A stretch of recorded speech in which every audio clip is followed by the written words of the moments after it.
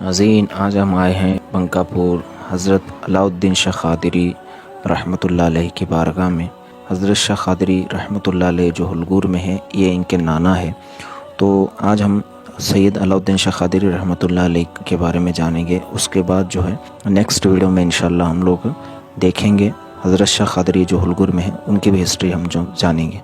सबसे पहले मैं आपको बता दूं नाज़रीन, अलाउद्दीन शाह क़ादरी रहमतुल्लाह अलैह की जितनी भी हिस्ट्री है, मैं इसे 2 पार्ट में करके आप तक पहुंचा रहा हूं। पहले एपिसोड में हम लोग जानेंगे हज़रत के विसाल तक, उसके बाद हम लोग जानेंगे कि हज़रत की शादी कैसे हुई, शादी के बाद फिर उनकी औलाद कितनी हुई, उन्हीं के बीच में जो उनकी एक औलाद में जो पैदाइशी वली थे उनके बारे में, और उसके बाद विसाल तक इंशाअल्लाह हम लोग जानेंगे। तो चलिए दोस्तों, आज हम हज़रत अलाउद्दीन शाह क़ादरी बंकापुर के बारे में जानते हैं। नाज़रीन, आप जो है आपने अपने वतन मड़वारा शहर को, जो सूबा एक पंजाब में अम्बाला के करीब वाक़ है इनका एक गांव, वहां से जो है गांव को छोड़कर अपने आबा व अजदाद को सबको छोड़कर मशरिक़ का रुख आपने किया। मुजाहिदात और रियाज़ात में पहाड़ों, बयाबानों, दरियाओं, झीलों और सब्ज़जारियों, वादियों को दश्त पैमा करते हुए आलम तन्हाई में कुदरत की अनोखों की करिश्मा साजियों को देखते भाते मंजिल ब मंजिल, घड़ी ब घड़ी मुसाफत तय करते हुए यहाँ पर तशरीफ़ लाए। उन दिनों ये शहर आबाद व हुक्काम लश्कर जा व जलालत में मामूर वो शानदार किले जो करीब व जवार में अपनी मिसाल नहीं रखता था, शाही जा व जलाल चारों जानिब लगे हुए थे। आपने उस पुरफ़िज़ा मैदान को चुना जो दरख्तों की सनसनाहट निहायत ही भली और खुशगवार मालूम होती थी, और उस मैदान में एक नीम के दरख्त के नीचे जो अपनी घनी छाँव में बैठने का इरादा फरमाया, और वहीं अल्लाह की याद में, इबादत और रियाज़त में गुजारने लगे। जिस जगह ये सैयद अलाउद्दीन शाह क़ादरी रहमतुल्लाह अलैह ने अपना मस्कन बनाए रखा था, वहीं पास गोसामी का आसन था। हज़रत का वहाँ कदम जमाना ख़राब गुज़रा और हज़रत का साथ दुश्मनी कर लिया, और हज़रत को वहाँ से निकालने पर आए और हज़रत को नुकसान पहुँचाने लगे। क्या देखते हैं, सर पर पत्थर आने लगे, मगर क्या मजाल कि जिसका मुहफ़िज़ खुदा हो उसे क्या नुकसान पहुँचाए, और वो पत्थर नुकसान ना पहुँचाए बग़ैर इधर उधर गिर जाते। हज़रत अल्लाह की याद में मस्त रहते।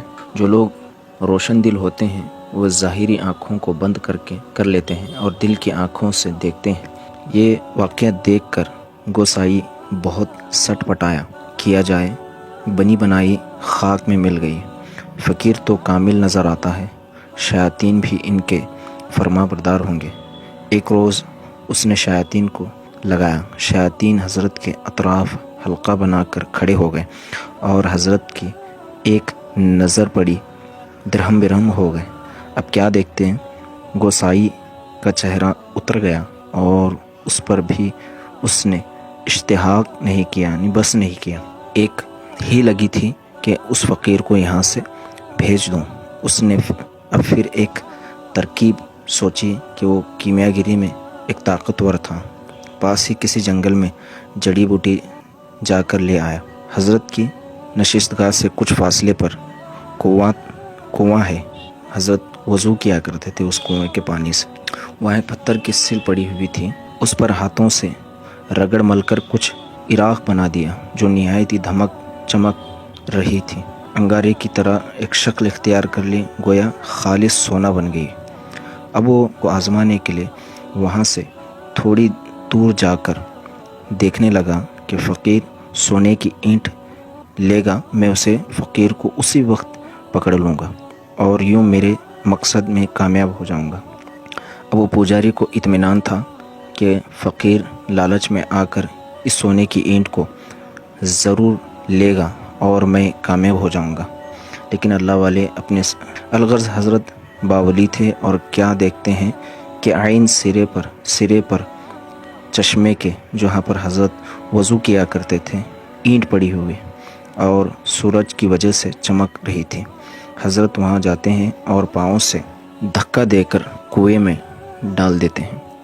पुजारी जो ताक में देख रहा था, कुछ देर बाद वहाँ आया और देखा कि ईंट गायब है। खुशी तो बहुत हुआ, मंतर चल गया और हज़रत के पास आया और पूछा, यहाँ रखी हुई सोने की ईंट किधर है जो मैंने यहाँ रखी थी? आपके पास, आपके बिना कोई यहाँ से गुज़रा नहीं। अगर तुमने ली है तो साफ साफ कह दे, इसमें फलाह बहबूदी है, वरना खैर नहीं। हज़रत ने कहा, डरिए मत, ना मैंने सोने की ईंट लिया हूँ, ना मुझे इससे कोई सरोकार है, मगर तुम मेरे पीछे पड़े महज क्यों तकलीफ़ बर्दाश्त कर रहे हो? खैर का रास्ता चुन लो, इससे तुम्हें फ़ायदा ही फ़ायदा होगा। और हज़रत ने कहा, मुझे मेरे हाल पर छोड़ दो, ना ही मुझे सोना चाहिए और ना ही माल व दौलत, न ज़मीन, और ये सब कहियों का काम बिगाड़ दिया है और इससे मोहब्बत करने वाले को ज़लील व ख़ार होना पड़ा, यहाँ तक कि जान के लाले पड़ गए। दुनिया व माफिया से हाथ धो बैठे हैं। अब भी वक्त है, होश के नाखुन लो, इस गंगा में हाथ धो लो और आइंदा की ज़िंदगी को दुरुस्त कर लो और इस सोने को भी लो जिसकी हवस ने तुम्हें उकसाया है। नाहक गैज़ व गज़ब में आकर अपनी जान को क्यों हलाकत में डाल रहे हो? और हज़रत यूँ कहकर पास पड़े पत्थर पर थूक दिया। हज़रत का लुआब दहन इस पत्थर पर गिरना था कि फ़ौरन से पेशतर पत्थर खालिस सोना बनकर धमकने और चमकने लगा। इतना करना था, गोसाई तौबा कर कर अपने आप को हमेशा के लिए हज़रत की खिदमत गुजार में लगा दिया। जहाँ पर अभी दरगाह वगैरह देख रहे हैं आप, यहाँ पर हज़रत अल्लाह की याद में मसरूफ़ थे। शहर बंकापुर में हुस्सू मियाँ किलेदार इन दोनों शोहरत के नामूर में मशहूर व मामूर माली हालत में थे। एक रोज़ मुसाहिबीन के हमरा ख़िले के इस दरवाज़े पर पहुँचे जो जानिबे कुतुब था। शौक़ व ज़ौक़ पैदा हुआ कि हज़रत के दीदार से मुशर्रफ़ हो जाऊँ। हज़रत जहाँ सुकूनत पजीर थे वहाँ पर पहुँच गए। देखते क्या हैं कि हज़रत दो जानों बैठे ज़िक्र फ़ज़ी व जली में मशगूल थे। चेहरे से नूर टपक रहा था। फ़ौरन कदम पकड़ लिए और मन्नत समाज करने लगे, या पीर रोशन ज़मीर, मुझ फ़कीर सरापाए तक़सीर को ग़ुलामी में कबूल फरमा लीजिए। हज़रत ने कदम छोड़ने को कहा, मगर वो कब छोड़ते और इसरार कर बैठे कि जब तक कबूलियत का मनसब ना आता होगा कदम नहीं छोड़ूंगा। जब तालिब का एतमाद सच्चा और पक्का, कौल और फ़ैल में सादिक और सादतमंद देखा गया तो मुरीद के ज़मरे में शामिल कर लिया और मुरीद को तलकीन वग़ैरह की। मुरीद का दिल रोशन हो गया। चूँकि कामिल पीर का मिलना भी कोई आसान बात नहीं होती। जिस तरह हुसूल इल्म के लिए किसी अच्छे उस्ताद की ज़रूरत होती है, इसी तरह रूहानी तालीम व तरबियत के लिए भी शेख कामिल होना ज़रूरी है।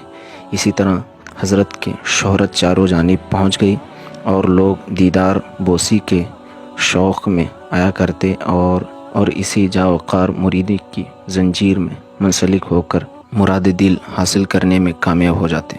नाज़रीन, अब आइए हज़रत की वफ़ात के मुतालिक कुछ सुनते हैं जो पहली बार वफ़ात हुई। एक रोज़ का ज़िक्र है कि सैयद अलाउद्दीन शाह क़ादरी रहमतुल्लाह अलैह बिस्तर पर बैठे हुए थे। कसीर तादाद में मुरीदीन दो जानों बैठे हुए थे। हुस्सू मियाँ किलेदार हाजिर खिदमत थे। दौरान गुफ्तगू में जाकज़ी अल्फाज हज़रत के ज़ुबान सादिर हुए जो मुरीदों को गमगीन कर दिया। हज़रत सारे मुरीदीन को कहा कि मेरी रहालत जुम्मा की सुबह को होगी।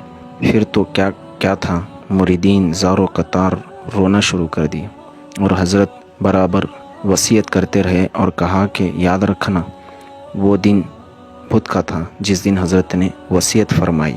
जुम्मा की रिहालत का कहा, वो बुध के रोज़ 2 दिन पहले हज़रत अलाउद्दीन शाह क़ादरी रहमतुल्लाह अलैह को मालूम हो गया था कि मैं अभी इस दुनिया फ़ानी से रिहालत इख्तियार करने वाला हूँ, जो अपने मुरीदीन को ताक़ीद करते हुए कहते थे। फिर तो मुरीदीन 2-3 दिन गम व आलाम में गुजारे।